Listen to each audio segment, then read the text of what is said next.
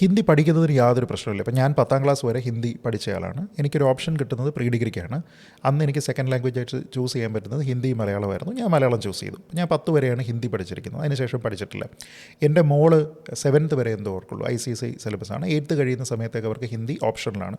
അപ്പോൾ അവൾക്ക് അതില്ലാതെ വേറൊരു ലാംഗ്വേജ് ചൂസ് ചെയ്യാനുള്ള സ്വാതന്ത്ര്യമുണ്ട്. അപ്പോൾ ഞാൻ പറയുന്നത് ഭാഷ പഠിക്കുന്നത് എപ്പോഴും നല്ലതാണ്. അത് ഹിന്ദി ആയിക്കോട്ടെ, തമിഴായിക്കോട്ടെ, എന്തും ആയിക്കോട്ടെ. ഇന്ത്യയിൽ മൊത്തത്തിലൊരു ഏറ്റവും കൂടുതൽ ആൾക്കാർ ഉപയോഗിക്കുന്നത് എന്ന രീതിയിലത്തേക്കും നമ്മളിപ്പോൾ നോർത്ത് ഇന്ത്യയിലൊക്കെ പോവുകയാണെങ്കിലും ഇംഗ്ലീഷ് അറിയാത്ത ഒരു കമ്മ്യൂണിറ്റിയിലേക്ക് സർവൈവ് ചെയ്യാനായിട്ട് ഏറ്റവും കൂടുതൽ ഹെൽപ്പ് ചെയ്യുന്നത് ഹിന്ദിയാണെന്നുള്ള കാര്യത്തിൽ ഒരു തർക്കവുമില്ല.